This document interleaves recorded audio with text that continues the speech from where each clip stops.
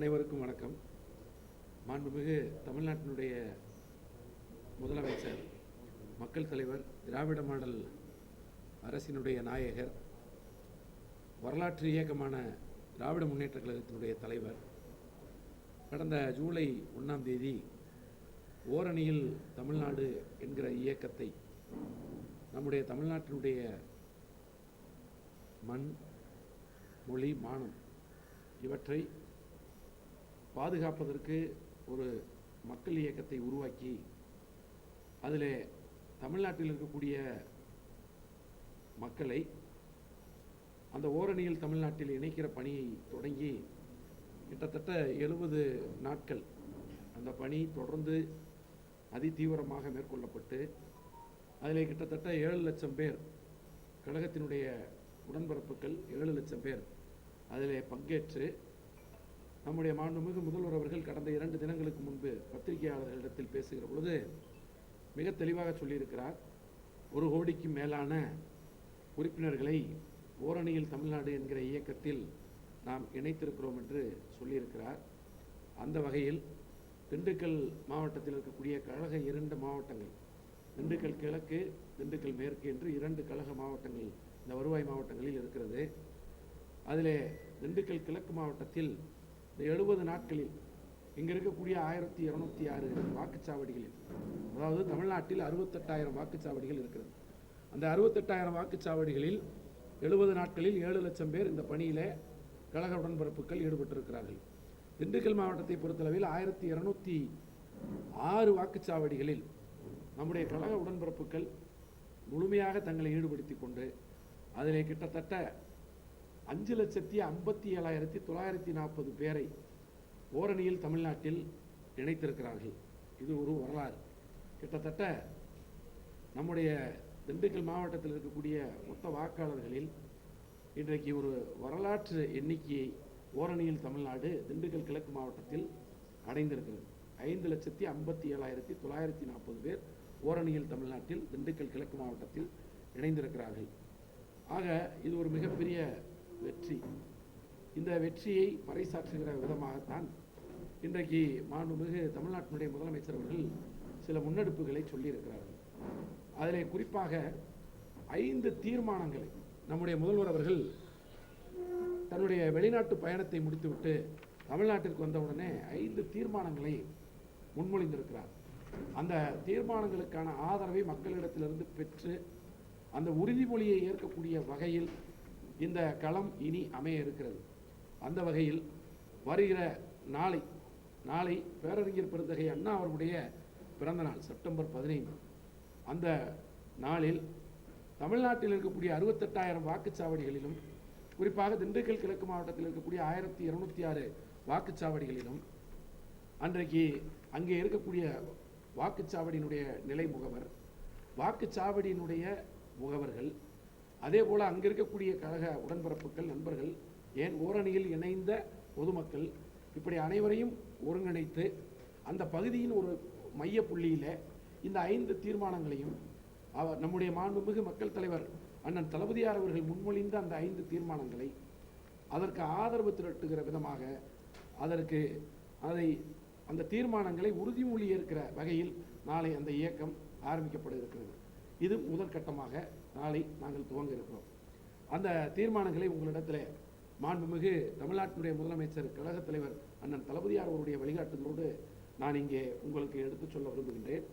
தீர்மானம் 1, தமிழ்நாட்டின் மண், மொழி, மானம் காத்திட மக்களை ஓரணியில் தமிழ்நாடு மூலம் புதிய உறுப்பினர்களாக தலைமைக் கழகம் அறிவித்த சதவீதத்திற்கு மேலாக கூடுதலாக சேர்த்தமைக்கு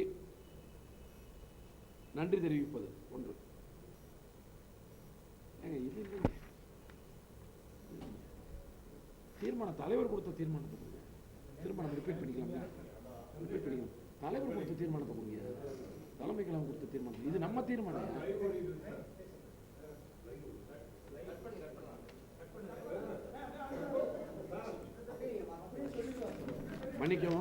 மன்னிக்கவும் மாவட்ட செயற்குழு கூட்டத்தில் வகுக்கப்பட்ட தீர்மானத்தை என்னிடத்திலே தந்துவிட்டார்கள். நான் தலைவர் அவர்கள் முன்வைத்த 5 தீர்மானங்களை உங்களுடைய கவனத்திற்கு கொண்டு வர விரும்புகின்றேன். அதிலே முதல் தீர்மானம், நான் தமிழ்நாட்டின் நாடாளுமன்ற உறுப்பினர்களின் விகிதத்தை குறைக்கும் நியாயமற்ற தொகுதி மறுவரைக்கு எதிராக போராடுவேன். தமிழ்நாட்டை தலைகுனிய விடமாட்டேன் என உறுதியேற்கிறேன். இது முதல் தீர்மானம். இரண்டாவது தீர்மானம், நான் வாக்காளர் பட்டியல் மோசடி மூலம் தமிழ்நாட்டு மக்களின் வாக்குரிமையை பறிக்கும் SIRக்கு எதிராக நிற்பேன். தமிழ்நாட்டை தலைகுனிய விடமாட்டேன் என உறுதியேற்கிறேன். மூன்றாவது தீர்மானம், நான் நீட் மற்றும் இளைஞர்களை முடக்கும் எந்த ஒரு திட்டத்தையும் எதிர்த்து நிற்பேன். நம் மாணவர்களுக்கு உரிய நிதிக்காக போராடுவேன். ஒருபோதும் தமிழ்நாட்டை தலைகுனிய விடமாட்டேன் என உறுதியேற்கிறேன். நாலாவது தீர்மானம், நான் தமிழ் மொழி, பண்பாடு மற்றும் பெருமைக்கு எதிரான எந்த ஒரு பாகுபாட்டையும் எதிர்த்து போராடுவேன். எதற்காகவும் தமிழ்நாட்டை தலைகுனிய விடமாட்டேன் என உறுதியேற்கிறேன். 5, நான் பெண்கள், விவசாயிகள், மீனவர்கள், நெசவாளர்கள், தொழிலாளர்கள் என ஒவ்வொரு உழைக்கும் வர்க்கத்தின் நலனை பாதுகாக்க தேவையான நிதிக்காக போராடுவேன். தமிழ்நாட்டை தலைகுனிய விடமாட்டேன் என உறுதியேற்கிறேன் என்கிற 5 தீர்மானங்களை மாண்புமிகு கழக தலைவர் அவர்கள் முன்மொழிந்திருக்கிறார். அந்த தீர்மானங்களுக்கான ஆதரவை பெறுகிற வகையில் ஆங்காங்கே நாளை முதற்கட்டமாக நம்முடைய மாவட்டத்தில் 1206 வாக்குச்சாவடிகளில் அங்கே உறுதிமொழியை ஏற்க இருக்கின்றோம். இது முதல் கட்டம். இரண்டாவது கட்டமாக வருகிற செப்டம்பர் 17 பகுத்தறிவு பகலவன் தந்தை பெரியார் அவருடைய பிறந்த நாள். அந்த நாளில் கரூர் மாநகரில் அன்றைக்கு திராவிட முன்னேற்ற கழகத்தினுடைய முப்பெரும் விழா நடைபெற இருக்கிறது. அந்த முப்பெரும் விழாவில் நம்முடைய கழகத் தலைவர் அவர்களுடைய தலைமையில் கழகத்தினுடைய முக்கிய தலைவர்கள், அமைச்சர் பெருமக்கள், சட்டமன்ற நாடாளுமன்ற உறுப்பினர்கள், ஒன்றிய நகர பேரூர் பகுதி செயலாளர்கள், கிளைக்கழக வார்டு கழக செயலாளர்கள், இதுபோக சார்பு அணிகளினுடைய நிர்வாகிகள், கழக உடன்பிறப்புகள் என்று அனைவரும் ஒருங்கிணைந்த ஒரு மாபெரும் நிகழ்வாக அந்த முப்பெரும் விழா அமைய இருக்கிறது. அந்த முப்பெரும் விழாவிலும் கழகத் தலைவர் அவர்கள் தலைமையில் இந்த உறுதிமொழியை அனைவரும் இரண்டாவது கட்டமாக அன்று ஏற்க இருக்கின்றோம். வருகிற 17ஆம் தேதி முப்பெரும் விழாவில் இந்த உறுதிமொழியை ஏற்க இருக்கின்றோம். அதற்கு பிறகு மூன்றாவது கட்டமாக வருகிற 20ஆம் தேதி பிரிக்கப்பட்ட கழக மாவட்டங்களில் இந்த ஓரணியில் தமிழ்நாடு இயக்கம் தொடங்கிய அடைந்த வெற்றியை மக்களுடைய கவனத்திற்கு எடுத்து செல்லுகின்ற வகையில், மக்களோடு இணைந்து இந்த வெற்றி விழாவை நாம் பகிர்ந்து கொண்டாடுகிற வகையில் ஒரு மிகப்பெரிய கூட்டத்தை நடத்த இருக்கின்றோம். ஒரு மாபெரும் கூட்டத்தை நடத்த இருக்கின்றோம். அந்த கூட்டம் திண்டுக்கல்லில், நம்முடைய திண்டுக்கல் நகரில் நடைபெற இருக்கிறது. அந்த கூட்டத்தில் நம்முடைய திண்டுக்கல் மாவட்டத்தில் இருக்கக்கூடிய அனைத்து வாக்குச்சாவடிகளுடைய நிலை முகவர்கள், அதே போல் வாக்குச்சாவடி குழு உறுப்பினர்கள், அதே போல் இருக்கக்கூடிய இளைஞர் அணி, மாணவர் அணி, மகளிர் அணி, தகவல் தொழில்நுட்ப அணி என்று இருக்கக்கூடிய அனைத்து அணிகளுடைய அந்த வாக்குச்சாவடி பணிகளில் ஈடுபடுகிற நம்முடைய இயக்கத்தினுடைய பிரதிநிதிகள், அதே போல் ஆர்வமிக்க பொதுமக்கள், இப்படி அனைவரும் அந்த நிகழ்வில் பங்கேற்க இருக்கிறார்கள். அது ஒரு மிகப்பெரிய எழுச்சி கூட்டமாக, பேரெழுச்சி கூட்டமாக அந்த கூட்டம் நடைபெற இருக்கிறது. அந்த கூட்டத்திலும் கழக தலைவர் அவர்களுடைய வழிகாட்டுதலில் இந்த 5 தீர்மானங்களை, குறிப்பாக தமிழ்நாட்டை எச்சூழ்நிலையிலையும் நாங்கள் தலைகுனிய விடமாட்டோம் என்கிற தலைப்பின் கீழ் இந்த 5 தீர்மானங்களையும் அன்றைக்கும் நாங்கள் இந்த 5 தீர்மானங்கள் குறித்த உறுதிமொழியை அன்றைக்கும் ஏற்க இருக்கிறோம். அது மூன்றாவது கட்டமாக என்கிற இந்த ஒரு நல்ல செய்தியை பத்திரிகையாளர்களாக இருக்கக்கூடிய உங்களிடத்தில் இன்றைக்கு தலைமை கழகத்தின் வழிகாட்டுதலோடு, அனுமதியோடு மாவட்ட கழகத்தின் சார்பில் வெளியிடுகின்றோம். இந்த ஓரணியில் தமிழ்நாட்டை பொறுத்தளவில் இன்றைக்கு மக்களிடத்தில் இதற்கு ஒரு பேராதரவு தன்னெழுச்சியாக கிடைத்திருக்கிறது. குறிப்பாக தமிழ்நாட்டு மக்களை பொறுத்தளவில் திராவிட முன்னேற்ற கழகத்தினுடைய தலைவர், மக்கள் தலைவர், திராவிட மாடல் நாயகர் அவர்களுடைய தலைமையில் இருக்கக்கூடிய இந்த அரசின் மீது அவர்களுக்கு ஏகோபித்த நம்பிக்கை இருப்பதை உணர முடிந்திருக்கிறோம். குறிப்பாக தமிழக அரசினுடைய திட்டங்கள் மக்களிடத்தில் போய் சேர்ந்திருப்பதை அவர்களை சந்திக்கிற பொழுது எங்களால் காண முடிகின்றது. குறிப்பிட்டு சொல்ல வேண்டும் என்று சொன்னால், இன்றைக்கு மக்களை பொறுத்தளவில் அவர்கள் ஒரு நிச்சயமான எதிர்பார்ப்போடு இருக்கிறார்கள். அந்த எதிர்பார்ப்பு என்னவென்று சொன்னால், திராவிட மாடல் 2.0 என்று கழகத்தின் தலைவர், மக்கள் தலைவர் மாண்புமிகு அண்ணன் தளபதியார் அவர்கள் சொன்ன அந்த திராவிட மாடல் 2.0 என்கிற அந்த செயல் திட்டத்தை பெற வேண்டும் என்கிற எண்ணம் மக்களிடத்தில் இருக்கிறது. அதற்கு என்ன அர்த்தம் என்று சொன்னால், மீண்டும் திராவிட முன்னேற்ற கழக ஆட்சி அமைய வேண்டும், மாண்புமிகு தமிழ்நாட்டினுடைய முதலமைச்சர் அண்ணன் தளபதியார் அவர்கள் நாட்டினுடைய முதலமைச்சராக தொடர்ந்து வர வேண்டும். அவர் தொடர்ந்து இன்னும் பல திட்டங்களை கொடுக்க வேண்டும். ஏனென்று சொன்னால் 14 ஆண்டுகளுக்கு முன்பு இருந்த பொருளாதார வளர்ச்சியை தமிழ்நாடு இன்று அடைந்திருக்கிறது என்று சொன்னால் அதற்கு ஒரே காரணம் தமிழ்நாட்டினுடைய முதலமைச்சரும் அவருடைய சீரிய நிர்வாகம் தான்.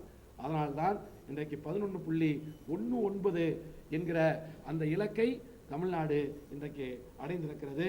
அது மட்டுமல்ல, இந்த இலக்கு மட்டுமல்ல, இன்றைக்கு 1,16,00,000 குடும்பங்களுக்கு, 1,16,00,000 பெண்களுக்கு கலைஞர் மகளிர் உரிமை தொகையை மாதம் நம்முடைய முதல்வர் அவர்கள் கொடுத்து கொண்டிருக்கிறார். இப்பொழுது உங்களுடன் ஸ்டாலின் என்கிற முகாம் தமிழ்நாட்டிலே 10,000 இடங்களில் நடத்தப்படும் என்று சொல்லப்பட்டு இன்றைக்கு அதையும் தாண்டி இந்த முகாம் செல்லுகிற அளவிற்கு இன்றைக்கு மாண்புமிகு தமிழக முதல்வர் அவர்கள் சீரிய நடவடிக்கையின் காரணமாக அந்த முகாம் எண்ணிக்கை அதிகரிக்கிற அளவுக்கு இன்றைக்கு மக்களை சென்றடையக்கூடிய எளிய வகையில் இந்த முகாம்கள் நடத்தப்பட்டு கொண்டிருக்கிறது. சட்டமன்ற உறுப்பினராக இருக்கக்கூடிய நான், அமைச்சராக இருக்கக்கூடிய ஐயா IPR அவர்களை போன்றவர்கள் எல்லாம் அனைத்து முகாம்களுக்கும் சென்று அங்கே முதலமைச்சருடைய வழிகாட்டுதலில் மக்களை சந்தித்து மனுக்களை பெற்று அவர்களுடைய பிரச்சனைகளை அவர்களிடத்தில் கேட்டு உரிய அதிகாரிகளிடத்தில் எடுத்து சொல்லி அவர்களுக்கு தீர்வு காணக்கூடிய வகையில் இன்றைக்கு அந்த முகாம்கள் அமைந்திருக்கிறது. முதலமைச்சரை பொறுத்தளவில் அந்த முகாமில் பெறப்படுகிற மனுக்கள் சட்டத்திட்டங்களுக்கு உட்பட்டு விதிகளுக்கு உட்பட்டு இருக்கும் என்று சொன்னால் 45 தினங்களுக்குள்ளே அதற்கு தீர்வு காண வேண்டும் என்று முதலமைச்சர் சொல்லியிருக்கிறார். இன்றைக்கு படிப்படியாக அதற்குரிய முயற்சிகளை அரசு எடுத்துக்கொண்டிருக்கிறது. குறிப்பிட்டு சொல்ல வேண்டும் என்று சொன்னால் மகளிர் உரிமை தொகையை பொறுத்தளவில் இதுவரை தமிழ்நாட்டிலே கிட்டத்தட்ட 5,800க்கும் மேற்பட்ட முகாம்கள் நடத்தி முடிக்கப்பட்டிருக்கிறது.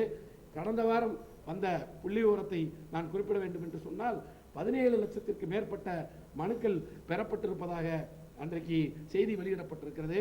இன்னும் கிட்டத்தட்ட ஒரு 50-55% இலக்கை இந்த முகாம்கள் அடைய வேண்டியது இருக்கிறது.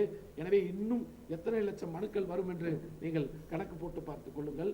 அந்த 17 லட்சத்திற்கு மேற்பட்ட மனுக்களை கூட காலதாமதப்படுத்த வேண்டாம், உடனடியாக அந்த மனுக்களை சரிபார்க்கிற பணியை தொடங்குங்கள் என்று மாண்புமிகு தலைமைச் செயலாளர் அவர்கள் தலைமையில் இயங்கக்கூடிய மாவட்ட ஆட்சித்தலைவர்கள், அவருக்கு கீழே இருக்கக்கூடிய அனைத்து துறையினுடைய அதிகாரிகள், நம்முடைய கிராம நிர்வாக அலுவலர்கள் வரை இன்றைக்கு உத்தரவிடப்பட்டு அந்த மனுக்கள் இன்றைக்கு சரிபார்க்கிற பணி தொடங்கிவிட்டார்கள். எனவே இன்றைக்கு 1,16,00,000 குடும்பங்களுக்கு மகளிர் உரிமை தொகை கொடுக்கப்பட்டு கொண்டிருக்கிறது. இந்த பணி முடிந்ததற்கு பிறகு இன்னும் எத்தனை லட்சம் பேருக்கு இது அதிகரிக்கும் என்பதை நீங்கள் கவனத்தில் கொள்ள வேண்டும். நான் இதை எதற்காக இந்த திட்டத்தை சொல்லுகிறேன் என்று சொன்னால், இன்றைக்கு இந்த திட்டம் ஒரு பெண்ணுக்கு மாதம் 1000 ரூபாயை கொடுக்கிறது. தமிழக அரசு முதல்வர் அவர்கள் கொடுக்கிறார். ஒரு ஆண்டிற்கு ஒரு மகளிருக்கு ஒரு குடும்பத்திற்கு 12,000 ரூபாய் கிடைக்கிறது. இதனால் இன்றைக்கு இது நாட்டினுடைய பொருளாதார வளர்ச்சி மட்டும் 11.19 என்கிற இலக்கை அடையவில்லை. ஒரு குடும்பத்தினுடைய, ஒரு தனிநபருடைய வருமான அந்த வளர்ச்சி விகிதமும் இன்றைக்கு அதிகரித்திருக்கிறது. இது இந்திய ஒன்றியத்தில் எந்த மாநிலத்திலும் கிடையாது, தமிழ்நாட்டில் தான், மாண்புமிகு தமிழ்நாட்டுடைய முதலமைச்சர் அவர்களால் தான். இந்த ஒரு திட்டம் மட்டுமல்ல, இன்றைக்கு கலைஞர் கட்டணமில்லாத பேருந்து மகளிர் அந்த திட்டம், அந்த திட்டத்தில் விடியல் பயண திட்டம், அந்த திட்டத்தில் பார்த்தீர்கள் என்று சொன்னால் ஒரு ஆண்டிற்கு ஒரு மகளிருக்கு கிட்டத்தட்ட 8,000 10-11,000 வரை சேமிப்பாகிறது என்று இன்றைக்கு சொல்லப்பட்டிருக்கு. ஆக மகளிர் உரிமை தொகையில் ஒரு 12,000, அதே போல விடியல் பயணத்தில் ஒரு 10,000, 22,000, இதுபோக அவர் குடும்பத்தில் ஒரு படிக்கிற பிள்ளை, தமிழ் வழியில் படித்த பிள்ளை கல்லூரிக்கு போனால் அவருக்கு மாதம் 1000, அவருக்கு ஒரு வருடத்திற்கு எடுத்துக்கொண்டால் 12,000. இப்படி ஒரு கணக்கை ஒரு குடும்பத்திற்கு நாம் ஒரு ஸ்கேட்டடாக எடுத்து பார்த்தா, ரேண்டமாக எடுத்து பார்த்தீங்கன்னா இன்னைக்கு கிட்டத்தட்ட ஒரு குடும்பத்தினுடைய பொருளாதார வளர்ச்சி உயர்ந்திருக்கிறது, தனிநபருடைய வருமான விகிதம் உயர்ந்திருக்கிறது. இது தமிழ்நாட்டில் சாத்தியமாக இருக்கிறது. அதைத்தான் முதலமைச்சர் சொல்லுகிறார். தமிழ்நாட்டில் விரைவில் அமெரிக்க டாலர் 1 டிரில்லியன் என்கிற இலக்கை தமிழக பொருளாதாரம் அடையும் என்று இன்றைக்கும் போராடி கொண்டிருக்கிறார். ஜெர்மனி, இங்கிலாந்து நாடுகளுக்கு சென்றார் நம்முடைய முதலமைச்சர் அவர்கள். 15,516 கோடியை அங்கிருந்து ஈர்த்து வந்திருக்கிறார். கிட்டத்தட்ட 17,000 வேலை வாய்ப்புகளை உருவாக்கக்கூடிய 33 புரிந்துணர்வு ஒப்பந்தங்களை உறுதி செய்திருக்கிறார்.